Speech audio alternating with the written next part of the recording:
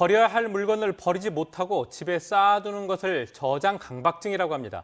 전국의 여러 지자체에서 이런 사람들을 돕기 위한 조례를 만들었는데요. 그런데 어떻게 된 일인지 대구 동구의회에서는 의원 만장일치로 통과됐던 이 조례가 구청장의 거부로 뒤집히는 일이 있었습니다. 오늘 첫 소식은 윤영균 기자가 취재했습니다. 대구시 동구의 한 아파트입니다. 지방 곳곳에 쓰레기로 보이는 물건이 가득 쌓여 있습니다. 악취를 견디다 못한 이웃 주민들이 집주인을 1년 정도 설득한 끝에 자원봉사자 20여 명의 도움으로 간신히 집을 치웠습니다. 수년간 쌓인 물건은 40포대 정도나 됐습니다. 옆집에는 바퀴벌레가 있어가지고 이사 나가는 실지 이사 가는 집도 있고요. 좀 치워주세요라고 얘기를 하면 어떻게 되나요? 거부 반응을 일으키죠. 자기는 당연히 안 더럽게 느끼시는데 주변에서 그렇게 하니까.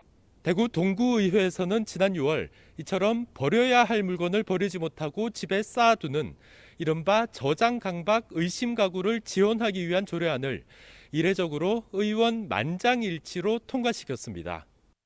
쌓여있는 물건을 치워야 하고 복지 도움에다 의학적인 상담과 치료 같은 지원까지 받기 위해 조례를 만드는 게 효과적이라는데 구의원들의 의견이 일치했기 때문입니다.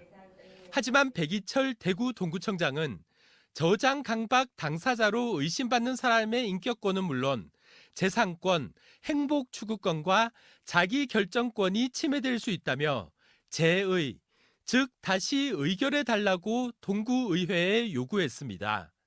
수집 물건을 처분함이 있어가지고 본인의 동의 없이도 그거를 처분할 수 있다. 이에 대해서니까 그거는 그 사회권 재산 침해다. 그러자 대구 동구의회는 지난달 조례를 다시 심의했고 찬성 8명에 기권 8명, 결국 찬성 3분의 2를 채우지 못해 부결됐습니다.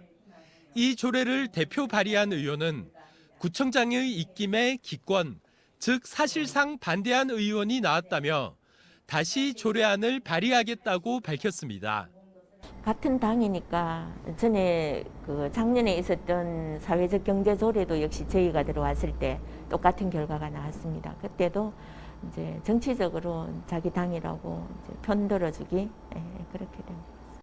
저장 강박 의심 가구를 돕기 위한 조례는 대구 수성구를 비롯해 전국 지자체 23곳에서 시행되고 있습니다.